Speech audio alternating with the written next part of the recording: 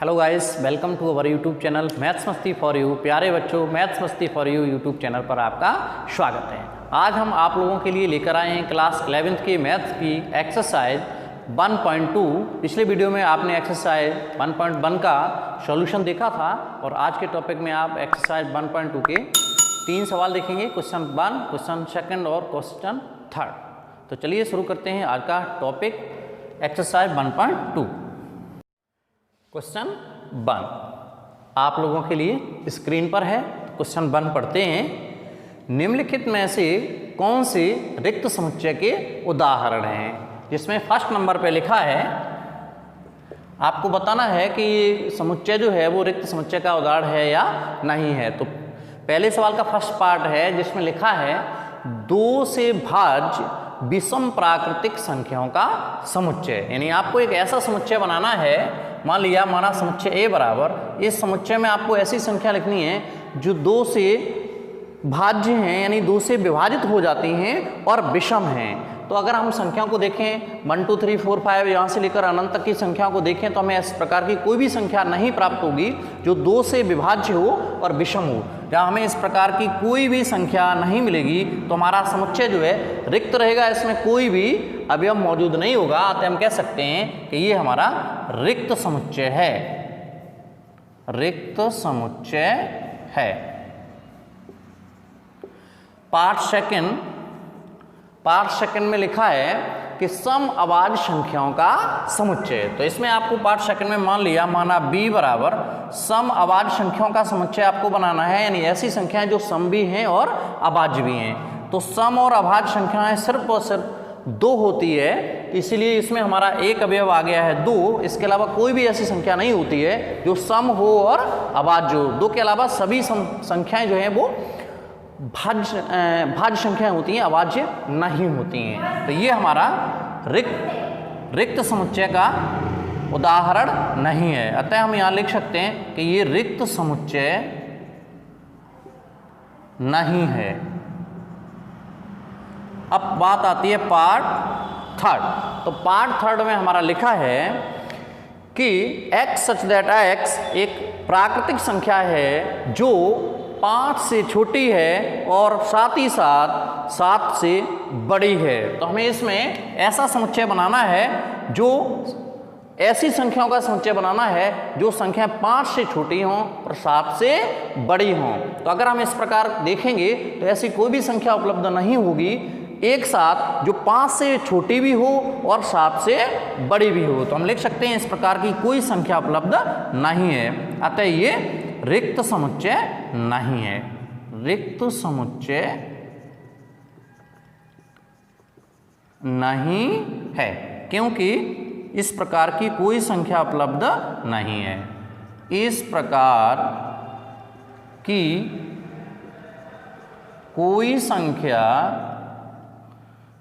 उपलब्ध नहीं है।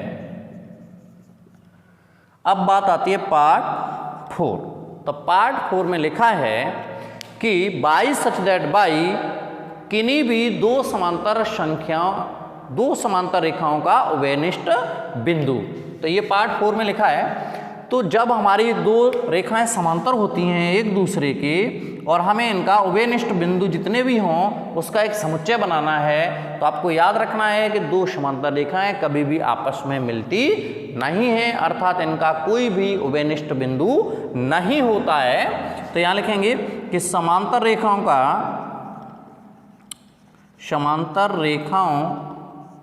का कोई उभयनिष्ठ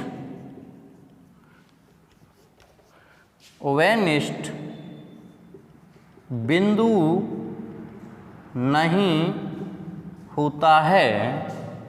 अतः यह समुच्चय रिक्त समुच्चय है। तो क्वेश्चन नंबर फर्स्ट के यही 4 पार्ट हैं। अब इसके बाद हम आपको क्वेश्चन नंबर 2 दिखाते हैं। तो क्वेश्चन नंबर 2 देखना है। जिन लोगों ने अभी तक हमारे चैनल को सब्सक्राइब नहीं किया है वो चैनल को सब्सक्राइब कर लें और बेल आइकन दबाकर सभी नोटिफिकेशन ऑन करें, जिससे अगली वीडियो उन्हें आसानी से मिल सके। तो चलिए देखते हैं क्वेश्चन नंबर 2 जो आपके लिए स्क्रीन पर आ चुका है। क्वेश्चन नंबर 2 इसका पार्ट फर्स्ट। तो क्वेश्चन नंबर 2 के पार्ट फर्स्ट में लिखा है निम्नलिखित, क्वेश्चन नंबर 2 है निम्नलिखित समुच्चयों में से कौन कौन से समुच्चय परिमित हैं और कौन से अपरिमित हैं। तो फर्स्ट पार्ट में लिखा है वर्ष के महीनों का समुच्चय। तो हम फर्स्ट नंबर पे माना a बराबर, यहाँ हम वर्ष के महीनों का समुच्चय बनाएंगे तो ये हमारा हो जाएगा जनवरी, फरवरी, मार्च, अप्रैल, मई, जून, जुलाई। इस तरह से हम इनको बना सकते हैं। हमारा अंतिम महीना है दिसंबर। तो इस तरह से हम ये समुच्चय प्राप्त कर लेंगे और हम इसके अवयवों को गिन सकते हैं, यानी इसमें अवयवों की संख्या निश्चित है, अतः ये समुच्चय हमारा परिमित समुच्चय कहलाएगा। एक बार आपको परिमित और अपरिमित की डेफिनेशन बता दें, यानी जो समुच्चय, यानी ऐसे समुच्चय जिनमें अवयवों की संख्या निश्चित होती है परिमित समुच्चय कहलाते हैं, और ऐसे समुच्चय जिनमें अवयवों की संख्या निश्चित नहीं होती है, अनिश्चित होती है, अपरिमित समुच्चय कहलाते हैं। तो वर्ष के महीनों में महीनों की संख्या निश्चित होती है, अतः ये हमारा परिमित समुच्चय है। तो इसको हम लिख सकते हैं कि परिमित समुच्चय है। Part second. तो पार्ट सेकंड में लिखा है 1 2 3 डॉट डॉट डॉट लिखा है, यानी इस तरह से संख्याएं अनंत तक जा रही हैं। तो इसमें क्या है, ये जो पार्ट 2 है ये प्राकृतिक संख्याओं का समुच्चय है। इसमें ये क्या है आप देख रहे हैं, ये प्राकृतिक संख्याओं का समुच्चय है। प्राकृतिक संख्याओं की संख्या यानी 1 से लेकर अनंत तक होती है, जिनकी कोई गिनती निश्चित नहीं है, अतः ये हमारा जो समुच्चय है क्या है, अपरिमित समुच्चय। अपरिमित समुच्चय है। अब देखते हैं पार्ट इसका थर्ड। तो पार्ट थर्ड में लिखा है 1 2 3 डॉट डॉट डॉट 99 100, यानी इसमें फर्स्ट नंबर हमारा 1 है और लास्ट नंबर 100 है। बीच में सारे पूर्णांक इसके दिए हैं, यानी ये 1 से लेकर 100 तक की प्राकृतिक संख्याएं हैं। तो हम इनको गिन सकते हैं, काउंट कर सकते हैं, यानी कितनी संख्याएं बीच में हो जाएंगी, तो 100 संख्याएं बीच में हो जाएंगी, क्योंकि कोई भी गैप नहीं दिया गया है। तो ये भी हमारा हो जाएगा परिमित समुच्चय। परिमित समुच्चय है पार्ट थर्ड। अब पार्ट 4 की बात आती है। तो पार्ट 4 में लिखा है 100 से बड़े धन पूर्णांकों का समुच्चय। तो 100 से बड़े धन पूर्णांक यानी 101, 102, 103, 104, 105, इस तरह से हम अनंत तक चलते रहेंगे तो हमें निश्चित संख्या पता नहीं चल पाएगी कि 100 से बड़े धन पूर्णांक आखिरकार हैं कितने। तो ये भी हमारा जब पता नहीं चलेगा, इनके अवयवों की संख्या निश्चित नहीं हम ज्ञात कर पाएंगे, तो ये हमारा हो जाएगा पार्ट 4 में अपरिमित समुच्चय।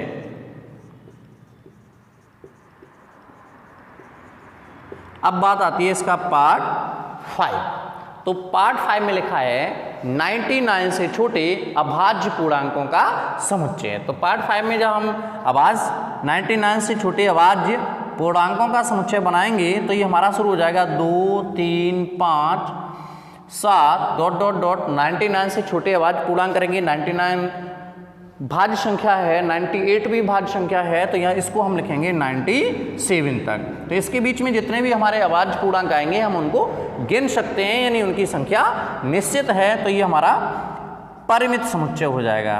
परिमित समुच्चय है। तो क्वेश्चन नंबर 2 में ये 5 पार्ट थे, इनको आपने सॉल्व कर लिया है। अब इसी प्रकार अब हम आपको दिखाने जा रहे हैं क्वेश्चन नंबर 3। तो इसको हटा देते हैं, उसके बाद क्वेश्चन नंबर 3 देखते हैं।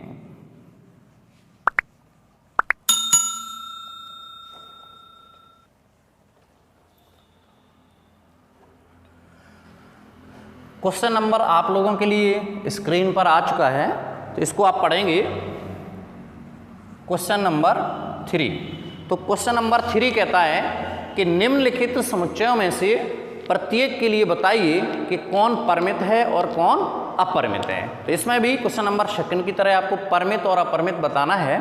तो इसका फर्स्ट पार्ट कहता है कि एक्स अक्ष के समांतर रेखाओं का समुच्चय, यानी एक्स अक्ष जो है, आपने अक्ष देखे होंगे, इस तरह से ये अक्ष होते हैं। ये एक्स अक्ष है, इधर एक्स डैश होता है, ये वाई अक्ष है और ये वाई डैश, बीच में इसका मूल बिंदु होता है।